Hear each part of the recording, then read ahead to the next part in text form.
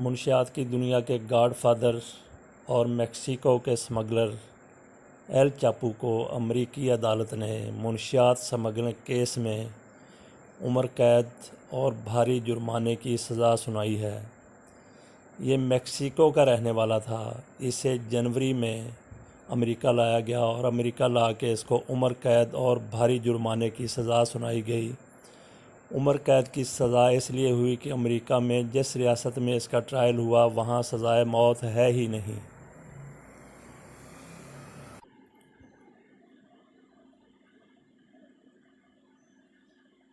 چاپو کو بروکلین کی فیڈرل عدالت نے عمر قید کے ساتھ 30 سال مزید قید کی بھی سزا سنائی ہے اور اس کے علاوہ اس کو 12 ارب 60 کروڑ ڈالر جرمانہ بھی ادا کرنا ہوگا۔ اس مجرم کی عمر 62 سال بتائی جاتی ہے اور اس کو خصوصی طور پہ ٹرائل کے لیے امریکہ لایا گیا تھا۔ ایل چاپو گزمین 2 دفعہ میکسیکو کی جیل سے فرار بھی ہو گیا تھا۔ جو ایک گاڈ فادر میں خصوصیات ہونی چاہیے وہ اس میں پوری طرح سے موجود ہیں۔ پولیس کو خریدنا، اداروں کو خریدنا، جیلوں کو توڑنا اور بڑے لیول پہ منشیات کی اسمگلنگ کرنا۔ چاپو کو جب میکسیکو سے امریکہ لایا گیا تو اس کو رات کی تاریکی میں لایا گیا۔ کیوں اس لیے لایا گیا رات کی تاریکی میں کہ اس کے حامی بے شمار ہیں۔ ایسے اسمگلروں کے بالکل بے شمار حامی ہوتے ہیں جن کو یہ لوگ ایسے اسمگلر، ایسے منشیات فروش غریب لوگوں کا بہت احساس کرتے ہیں، بہت خیال کرتے ہیں۔ چونکہ اندھی دولت ہوتی ہے اس لیے کچھ کو مکان بنا دیے، کسی کا کاروبار کروا دیا، کسی کی بیٹی کی شادی کروا دی، کسی کے بیٹے کی نوکری لگوا دی۔ تو اس حوالے سے لوگ پھر جان نشاور کرتے ہیں ایسے لوگوں کے اوپر۔ تو یہی خدشہ تھا امریکی فورسز کو، اس لیے وہ دن کے اجالے کی بجائے رات کی تاریکی میں جیل میں لا کے ان کو بند کیا گیا۔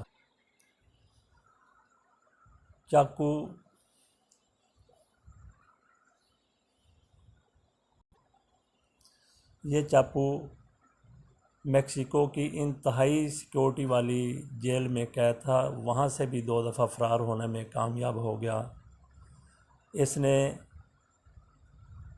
اس کے ساتھیوں نے، مسلح گروہ نے اپنے مخالف خارز گینگ کو نابود کر کے اپنی برتری قائم کی تھی اور یہ علاقے میں اس خطے میں بے نام بادشاہ کے نام سے جانا جاتا تھا، پہچانا جاتا تھا۔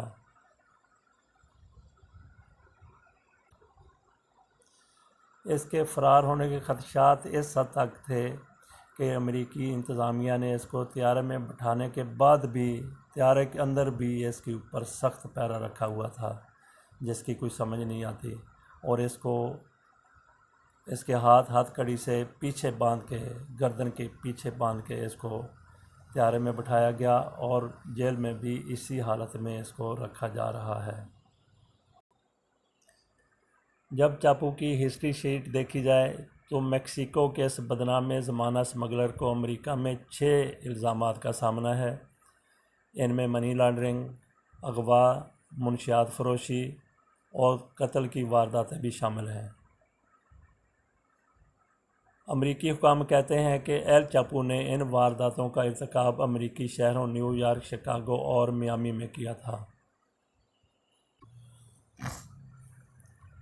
جس طریقے سے اسمگلروں کے، منشیات فروشوں کے بین الاقوامی گینگ ہیں، گروہ ہیں، اسی طریقے سے بین الاقوامی طور پہ بھی منشیات پر قابو پانے اور اس حوالے سے اسمگلروں پر بھی عالمی سطح کے اوپر ہاتھ ڈالا جا رہا ہے اور عالمی سطح پر بھی ایک دوسرے ملک سے تعاون ہوتا نظر آ رہا ہے۔ اس میں سعودی عرب سب سے زیادہ وہاں پہ بے رحم قسم کے قوانین ہیں۔ وہاں پہ کسی قاتل کو تو معاف کیا جا سکتا ہے لیکن کسی منشیات فروش کو قتل معاف نہیں کیا جاتا۔ وہاں پہ آئے روز منشیات فروشوں کے انصاف کے تقاضے پورے کرنے کے بعد سر قلم کر دیے جاتے ہیں۔ امریکہ بھی بین الاقوامی طور پہ منشیات فروشی کی، منشیات سمگلنگ کی جتنی بھی ممکن حد تک ہو سکتا ہے حوصلہ شکنی ضرور کرتا ہے۔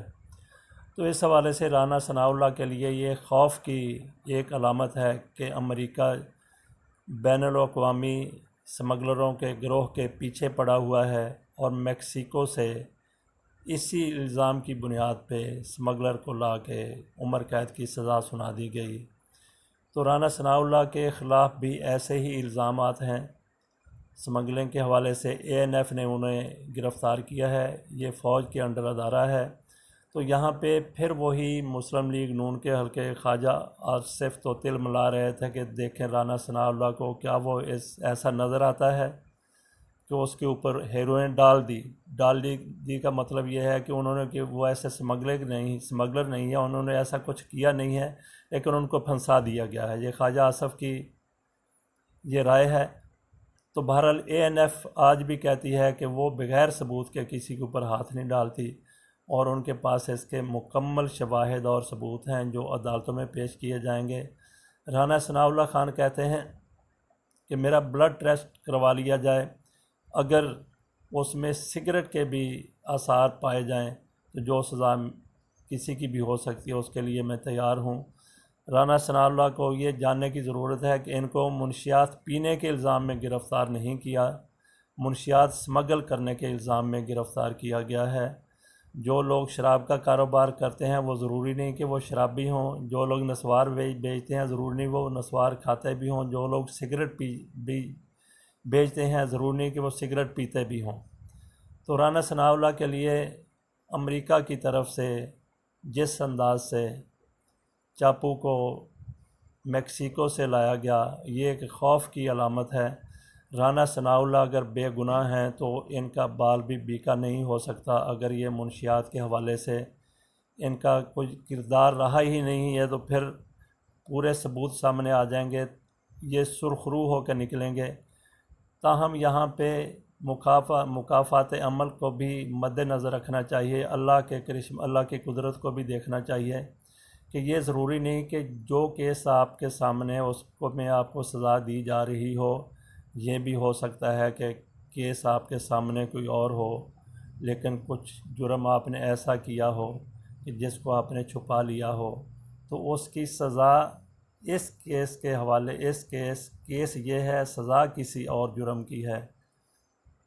تو یہ بھی ہو سکتا ہے کہ رانا ثناء اللہ کسی اور کرموں کا نتیجہ منشیات کے حوالے سے بننے والے کیس کی صورت میں بھگت رہے ہوں۔ بہرحال بہت سے لوگوں کا یقین ہے کہ اے این ایف فوج کے انڈر ادارہ ہے، وہ کسی نہ پریشر میں آتی ہے، نہ مسلط میں آتی ہے، نہ وہ کسی دباؤ کو خاطر میں لاتی ہے۔